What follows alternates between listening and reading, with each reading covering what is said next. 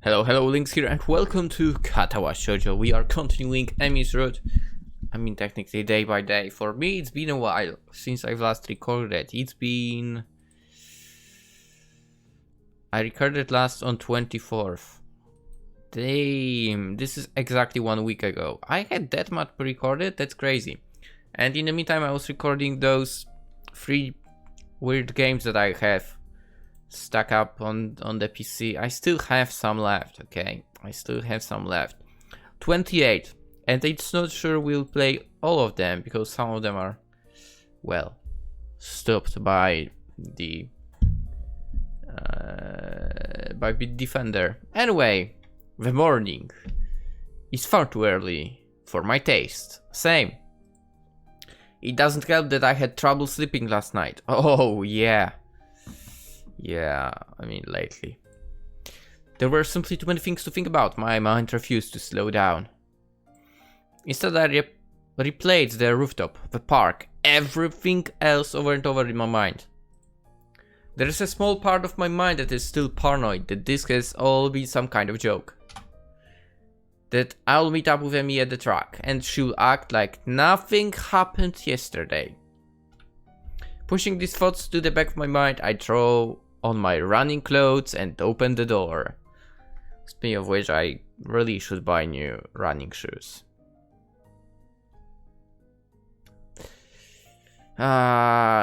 Forgiven that it's the beginning of April. Oh, fuck. They will not be delivered too early, so I guess that's problematic. I mean, anyway. And I can't really go to the stores because the stores are closed again. Yay. Emi's waiting for me with her usual smile. You're late! Or at least you're not early today! I think sorry about the voice if it's completely off compared to the other episodes, but I'm actually still a little bit sick. Anyway, are you tired or something? I find myself ruefully rubbing the back of my head. Something like that, yeah. Lots to think about and all of that. Emi giggles at my mild understatement. Yeah, I didn't sleep that well either. I was actually glad we weren't early because I wasn't early either. I wonder if the same thing kept us awake. The image of her weeping face passes through my mind. What kept you up? Emi's expression falters, but she quickly notes my curiosity and forces a smile. Nothing important. She's obviously not telling me something. The question is, should I press the issue? Something's really been bothering her for a while. Boop. I want to help her, but you know, would it just come off as me being nosy? I think my lamp is dying. Whoa. Okay, the eyes hurt. She's got, no, you know what, not today. Let's go like this only. She's got to know I care about her phone. Are you sure? If something's bothering you, I'm here to help you sort it out.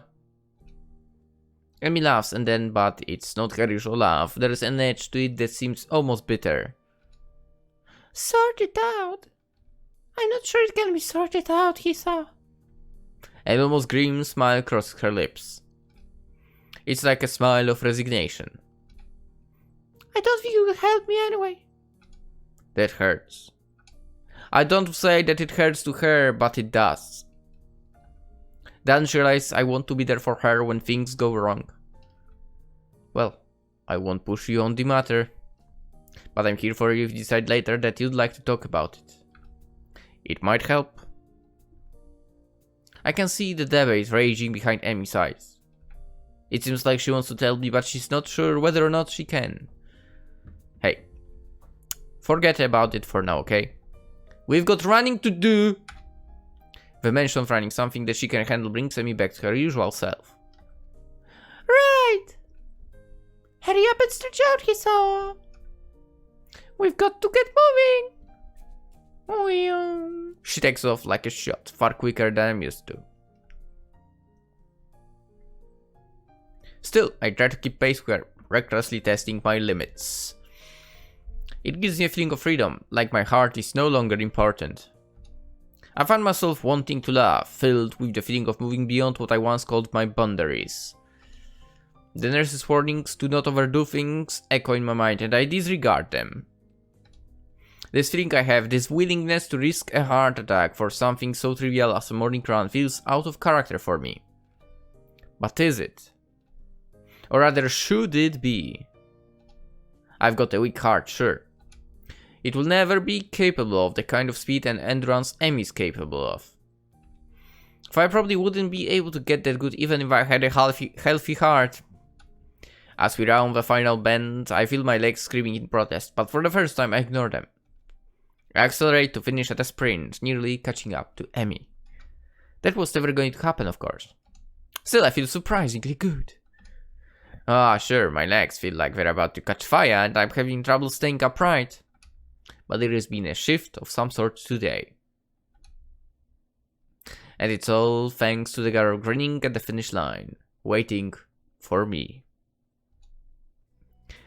That felt a little faster than usual.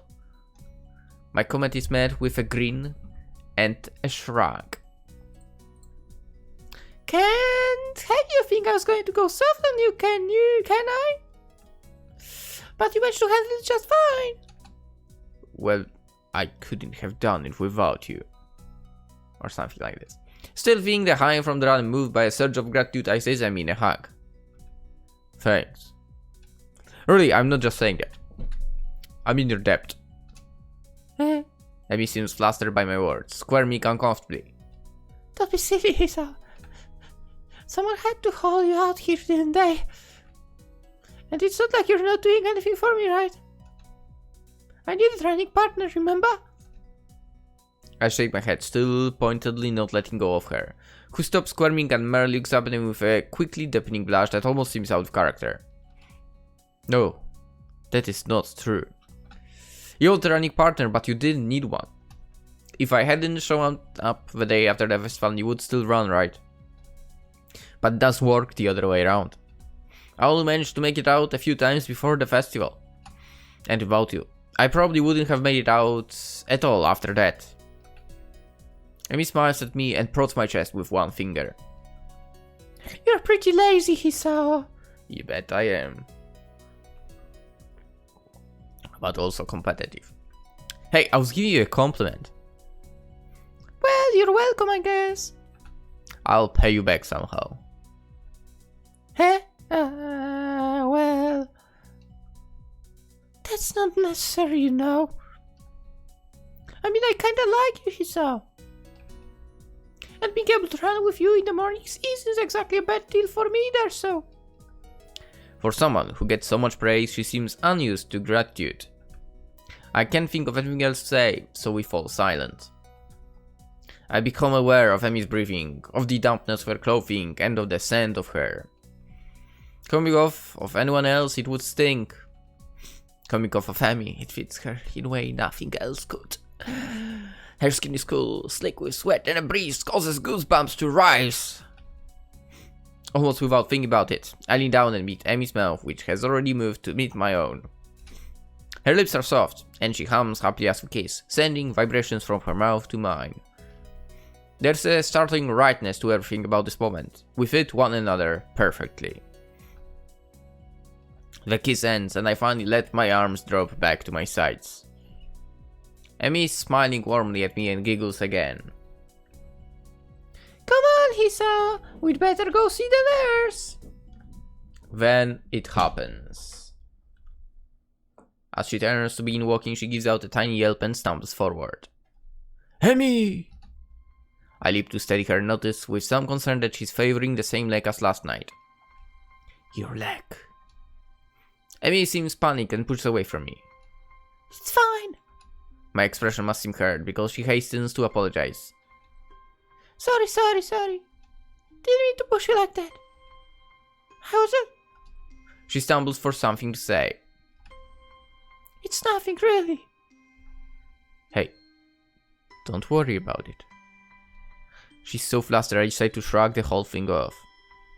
But there's a cold feeling in the pit of my stomach now that won't go away. I tried to step it and help her, and she pushed me away. Smiling, I shove those thoughts to the back of my mind and concentrate on Emmy. I just don't want you getting hurt. That is all. God damn it, gay. Ah! Sorry, I'm trying to move the window around. Oh. You don't have to worry about me, honest. I'm fine. Yes, you say that, but I don't believe you. Why won't you tell me what's wrong? It's like she gets offended by me trying to help. What am I supposed to make of that? I'm still trying to sort out what happened on the track as we arrive in front of the nurse's office. Amy raises her hand to knock, hesitates, and turns to me smiling guiltily. Hey, can you do me a favor? Of course.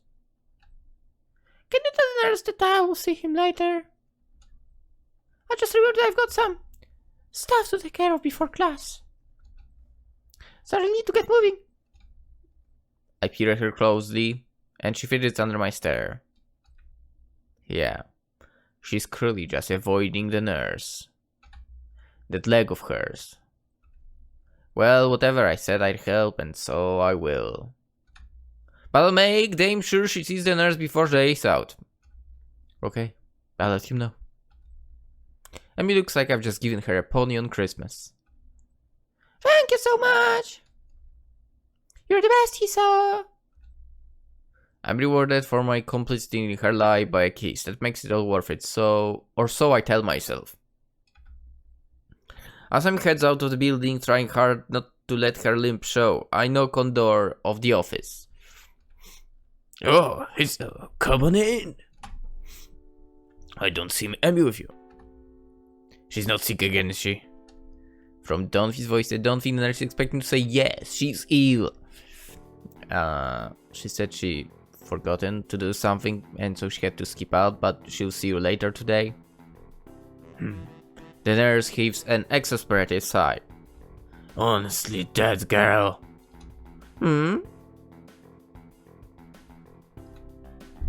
She's been avoiding me. Oh.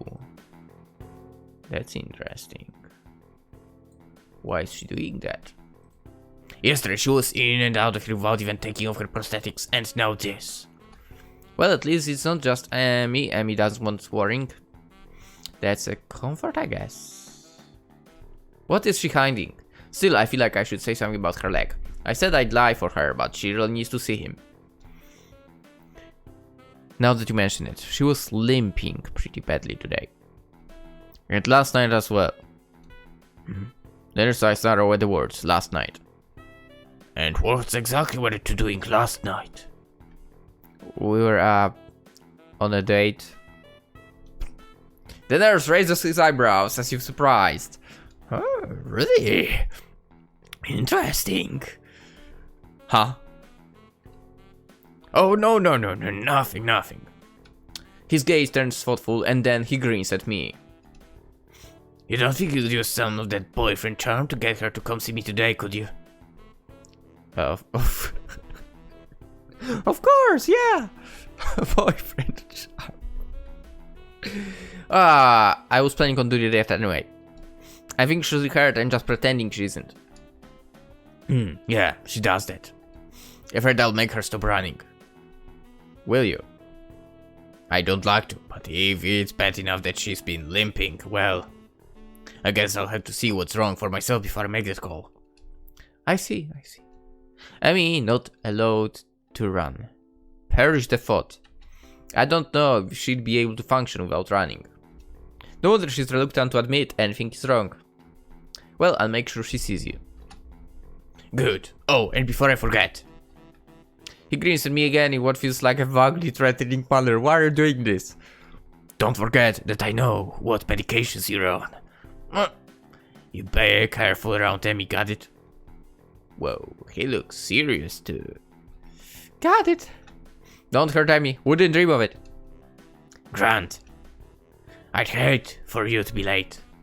Huh? Late as in the late Hisao Nakai. He frowns briefly, dissatisfied. Sound better in my head. Well, at any rate, get out here before you miss your first class. You've got things to do, I'm sure. Shoo, shoo. As I leave, and the nurse pulling out his phone and dialing a number. Meiko, your daughter's being a pain in the ass again. I'd better head back to my room or I will be late. Hey, wasn't he supposed to check my heart rate? Your daughter's being...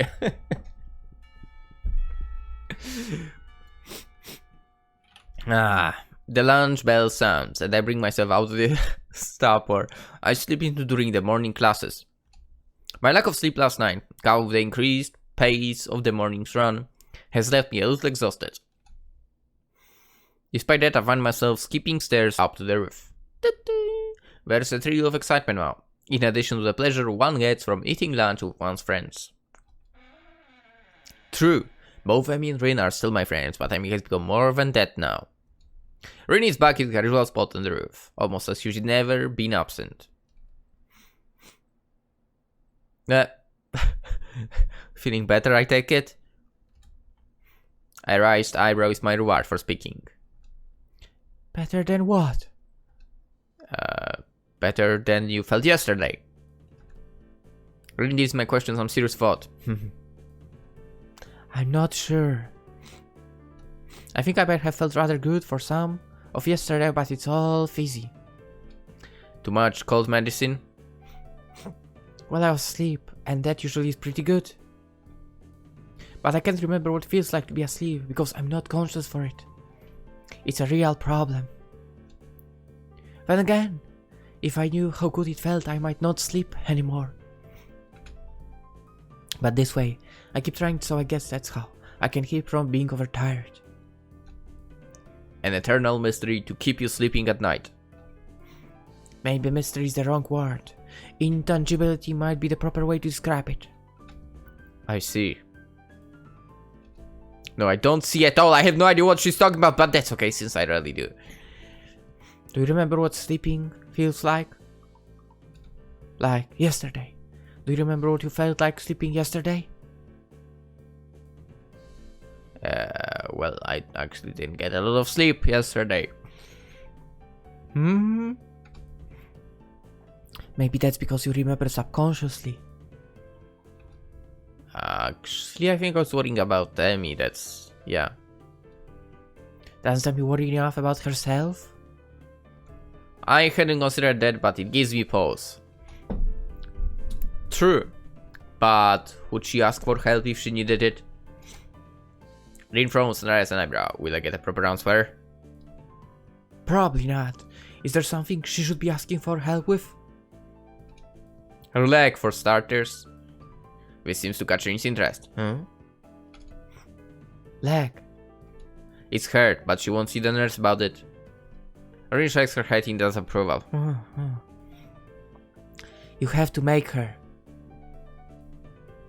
Like she makes me go to class for her own good.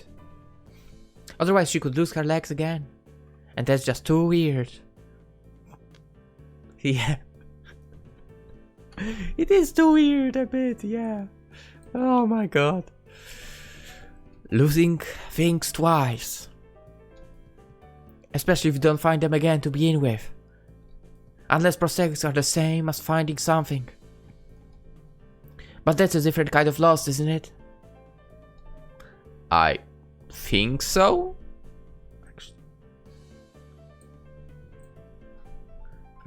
I wonder.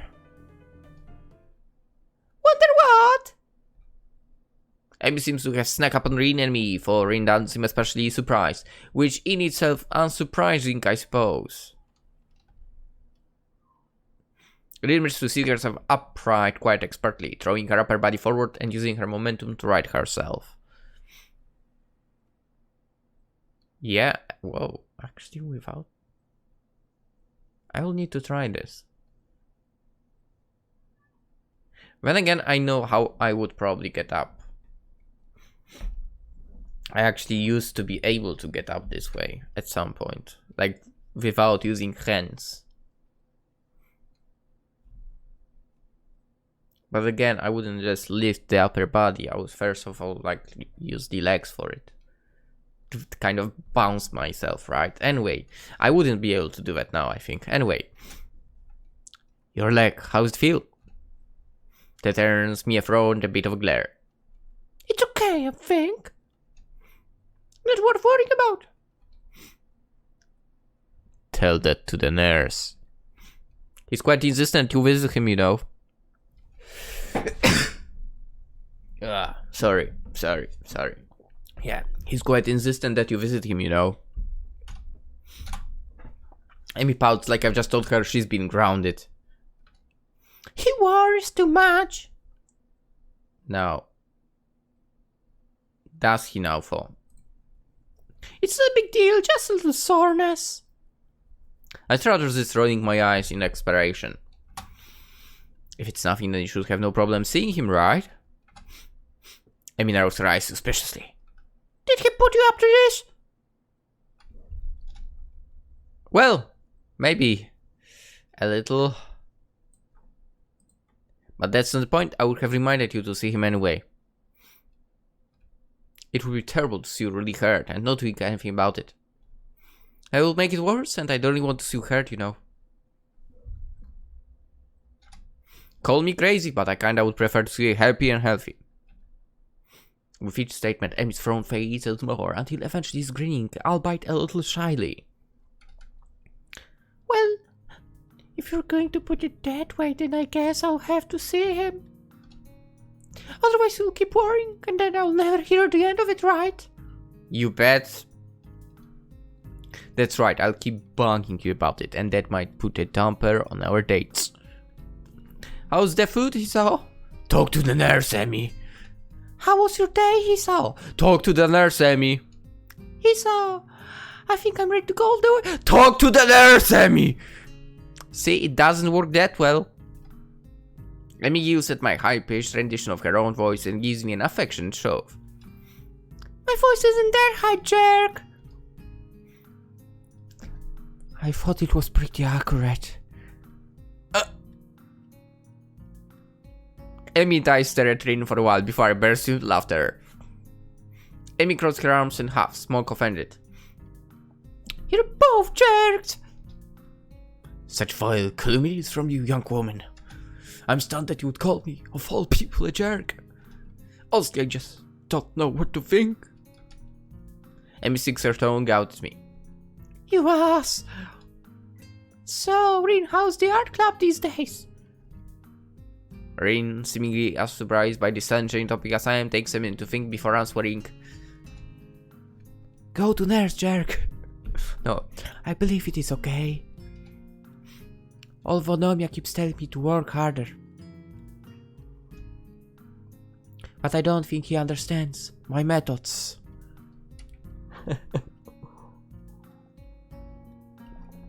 He always struck me. Whoa. He always struck me as slightly creepy. Rin ponders this statement for a while. I've never really noticed. But I don't pay much attention to him most days, so maybe that's why. How often do you meet? Think of joining, Hisao? What? No. I've already decided to join a club. Really? Which one? Well, it's not much of a club, to be honest. Oh, you joined the tea club? No, I joined the science club, I think. Amy looks highly confused. We have a science club? Not really. It's just me. So that's not a club. That's in your room reading books. No, I mean, it's just me and Muto. I'm just the only student so far. Huh? Muto? Really? A thought strikes her. Oh! Is that what we were talking about yesterday? Your meeting with Muto? Yeah, that was our first meeting, I guess. Amy giggles. Nerd! Hey, I can't help being clever. You know, I could have used your help years ago. You should have had your heart attack earlier in life, Hisao. Wow. I laugh and realize this is probably one of the very right times I've laughed about my own heart attack. Hindsight. Yeah. The ringing of the bell ends our conversation. Guess we'd better go. Yeah, I guess so. Come on, Rin, you too. Rin has apparently begun to doze off, so Amy gives her a sharp bump. I almost had it. Sorry, but you need to go to class. I disagree, but maybe if I nap in the class, I'll get it this time. Changing location is sometimes helpful for that kind of thing. Neither Amy or bother asking what it is. As we arrive at one classroom, Amy gives me a quick kiss and heads down the hallway, Rin in tow. Oh no. If it was only Misha, it was acceptable. Now it's not. I turn to enter the classroom, to be met by the duo of Shizu and Misha. We could actually count trio if we also count the disgusting painting in the background. Misha seems to be fighting a losing battle, keep from breaking into a fit of giggles while she translates Shizune's latest rant. Well, we are pleased and thrilled to see how well you've managed to make your friends and forge a relationship, and with such a cutie too, Hichan. I think the last part was probably Misha. We nevertheless feel compelled to politely remind you that public displays of affection is strictly forbidden. Really? That's disappointing, Shichan. By Section 8 of the Code of Conduct laid out in the student handbook. In this case, however, ignorance of the law may be your excuse, as we are very lenient. Wow. And the paperwork required to punish the both of you would only add to the already mountainous volume of work which confronts us. The sole members of the student council besides you two are adorable together. Therefore, consider this formal warning, and please refrain from such displays in the future. At least, when Shizune can see you, Hichan. This whole spiel is so patently ridiculous that I can't help but reply in the same pompous manner. Well, I for one feel enlightened. I apologize profusely for my rash actions and will strive to contain my baser impulses which I fear impel me towards such inappropriate displays of public affection. It is hardly my wish to burden an already overworked student council with such petty manners and will do my best to make your lives easier in this matter in the future. At least when Shizune is watching. This last line is delivered with a wink to Misha, who finally loses control of her laughter. Understandable. Well said, Hichan. Chuckling at myself, we enter the classroom. The class is uneventful, and after the final bell rings, I find myself alone with Muto. Again. So, it looks like we assembled for the second meeting of the Science Club. Or is it the first? What do you think? Should we cut yesterday's meeting? Well, we did form the club yesterday, didn't we? That seems like club business, so we can safely call yesterday meeting? Muto smiles in his usual, stilted and awkward way. I wonder if the muscles in his face are just not shaped correctly to let him smile naturally. You really do have a knack for this, I think. Logical thought processes, that is. I guess? A scientist speaks with authority, Hisao. The answer here is, yes, I do. When the world wants to know how it works, we tell it, even if all we've got is a decent hypothesis. But we must sound certain anyway, because we're the authorities on the subject, right? He chuckles to go along with his awkward smile at his awkward joke. I'll do my best not to grimace, but I don't think I'm being too successful. That's entirely false, of course. We know a lot, but nobody's an expert on how the world works. If only because nobody can be sure. With no certainty, there are no experts. Experts. But we like to pretend sometimes. There are some things we can be certain of, right? Yes, but no. We know gravity is there, for example. To illustrate, Muto picks up a pencil and drops it. See, still there, but it's good to check every once in a while. That's why you'll see the researchers mucking about with gravity. We're pretty sure we know how it works, but there's always a chance that something's isn't how we think it is. So check and check and check, and that's science in a nutshell, Hisao. The whole time I've listened, feeling rather spellbound. Muto seems to really be passionate about this stuff, I think. It's hard to tell sometimes how the world works, how humans work, how the universe works.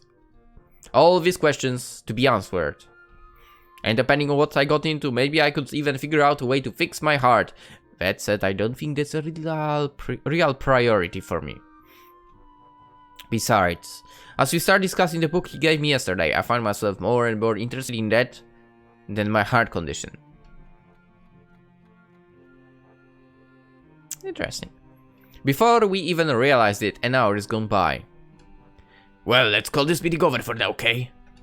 We'll have another meeting tomorrow or the day after. He considers this for a moment. Call it the day after. I've got a lot of grading to do. Okay, see you then. As I exit the classroom, I realize that I don't really have anything to do tonight. I mean, I didn't make plans, so I guess I'll go to the library. It beats doing my homework in my room. Anyway. And the library always seems cooler than the rest of the building. Probably to keep the books from getting damaged by excessive heat and humidity. Books are sturdy objects, but if you want to keep them in good condition, it takes a little effort. I've got several books that are so well worn the pages are barely clinging to spine. It seems impossible for them to still be usable, but if you handle them with care. I make my way to the main desk where I spot Yuko, busying herself with something or another. She smiles at me as I enter and waves. Hi. Hello, Hisao. Good to see you again. What are you looking for this time? Nothing particular. I guess I just didn't really like going back to my room is all. Yuko nods. Well, if you're unoccupied, maybe you could help me look for something. Sure, what do you need? Yuko brings a finger to her lips and looks around furtively. The same thing she was looking before, right? She seems to be looking for eavesdroppers. Come closer. I take a few hesitant steps forward while feeling distinctly unnerved. Yuko lowers her voice to a confidential whisper. I'm on the trail of the Yamaku cat burglar. The what? Shh! The walls have ears, Hisao. Or they might. But listen, those missing books, remember them? Yeah? Well, they weren't missing. They were stolen. I'm convinced of it. I remember you saying something of the sort earlier, but how do you know? Yuko leans closer and if possible whispers even lower. Because I found one of his hiding places. You did what? Yuko looks triumphant. Found one of his stashes. It was one under one of the stairwells in the boys' dorm. 3 books I've been looking for all there. I'd suspected thief before, but this proves it. So, did you take the books back? Yuko looks as if I've just suggested she walk around naked. Are you nuts? He can't know I'm onto him. He might go to ground and evade capture. So what do you need my help with then? Yuko casts another glance around the library and leans in closer. You've got to spy for me. Spy? Yeah, like when you're in your dorms, you know. Keep an eye out for suspicious activity.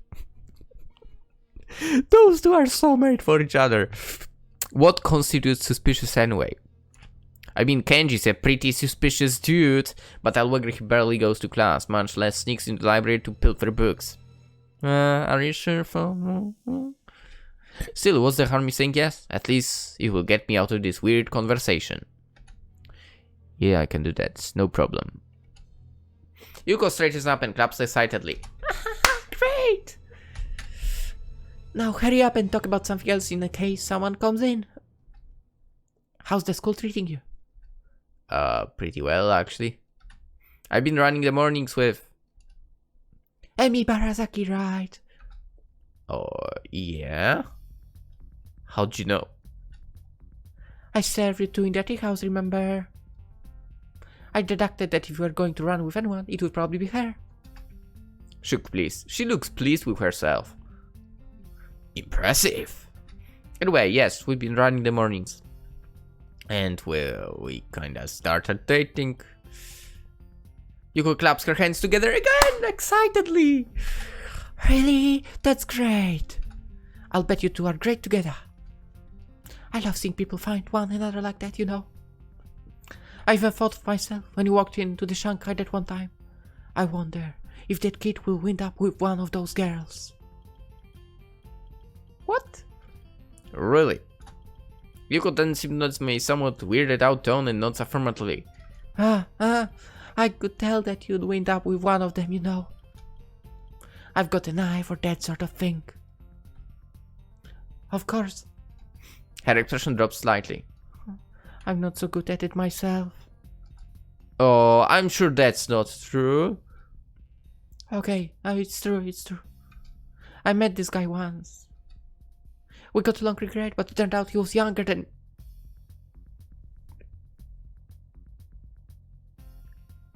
It's so him, yo! I'm sure my theory that Kenji dated Yuko is definitely correct. Definitely. We got along pretty great, but turned out he was younger than me. And that was kinda weird, but not terribly so. What was really weird is that he disappeared one day, and I've not seen him since then. That does seem kind of odd. Doesn't it? I hope it wasn't something I did. I feel compelled to reassure her. I'm sure it wasn't. I intend to try and calm her down further, but the both of us jump in surprise to the ringing suddenly coming from a packet. Yuko sighs to steady herself as I pull the phone from a packet. I feel suspicious for indirectly causing the incident. Emi, what's up? Oh, thank God I haven't called your phone before certain how if this number would work or whether it would pick up a second. Whoa! There, Emi, slow down. What's wrong? There is pause on the other side of the line, during which I can hear Emi trying to control her breathing in order to calm down. Something's got her terribly agitated, and it's starting to agitate me. Can you stop by? Like now or shortly after? I really need to talk to you. There's tone of pleading in the last sentences that I don't think I've ever heard from her. Yeah, of course. I'll be right there. Hold steady, okay? In my increasingly agitated state, I've apparently started saying things that don't quite make sense. Okay, I'll be okay. See you soon. I press the button to end the call before slipping the phone back in my pocket. I apologize to Yuko for running off and run off. Well, perhaps at some point I would have stopped to think about the time, or how suspicious it looks for a guy to enter the girl's dorm at this hour. Except right now I'm just concerned with getting to Emi and finding out what's wrong and how I can help her. I knock on the door and am greeted with a subdued, "Come in."